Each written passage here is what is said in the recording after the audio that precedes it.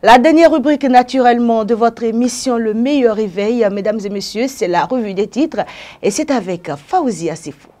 Amis de la plume et du papier, bonjour. Dans l'actualité, ce jeudi 21 mars 2025, les parutions nous informent de la déception des guépards du Bénin après leur rencontre avec le Zimbabwe. Tout comme Fraternité, Libération, Le Soleil Bénin Info, Le Télégramme, Le Potentiel note que pour la 5e journée des éliminatoires de la Coupe du Monde 2026, les guépards tombent dans le piège des Warriors. En détail, le journal rapporte que les guépards du Bénin doivent nourrir des regrets après le match contre le Zimbabwe. Au cours de cette rencontre, comme temps pour la 5e journée des éliminatoires du Mondial 2026, poursuit mon confrère, ils se sont sabordés après avoir mené des euros. Et à Libération de relater que le Bénin a donc manqué de prendre seul la tête du classement de cette poule C et laisse donc la voie à ses concurrents directs, le Rwanda et l'Afrique du Sud, de prendre l'avance dès ce vendredi 21 mars, conclut le journal. En note santé, le journal Matin Libre s'est intéressé à la situation des dialysés au Bénin. Prise en charge des malades d'insuffisance rénale,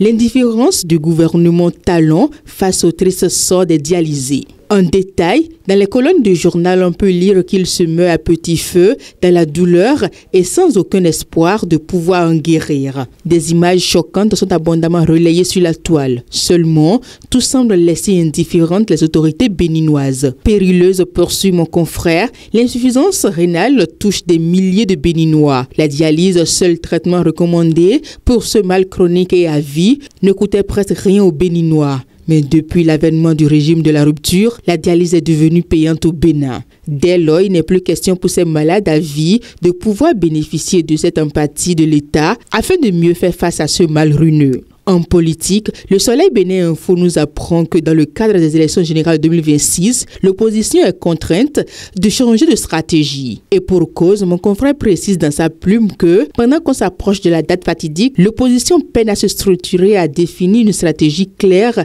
de conquête du pouvoir. Au moment où l'opposition se recherche, le Figaro National nous rapporte que Christophe Bokwe décèle insatisfait à Talon pour ses réformes dans le domaine sportif. Pour l'ancien joueur des Caïmans du Zoo, des Requins de l'Atlantique, de Cheminots Sport et même des Mogos 90, l'ancien joueur des Guépards du Bénin, Christophe Bokwe, s'est exprimé au micro de Figaro National pour apprécier les nombreuses réformes opérées dans plusieurs domaines, notamment dans le sport. Et pour finir, Fraternité nous rapporte les propos du professeur Léon Biobigou sur la loi sur la chefferie traditionnelle. Je le cite, « C'est une disposition légale importante. Notre pays était devenu un pays où tout le monde est roi. » Fin de citation. Pour arrêter une si grave déviance, il n'y a que la loi, sans quoi le pays ira de déviance en déviance pour compromettre totalement les voies de développement économique durable dont les peuples ont besoin, réjouit-il. Fin de cette revue de presse. Merci de m'avoir suivi. Bon week-end à chacun et à tous.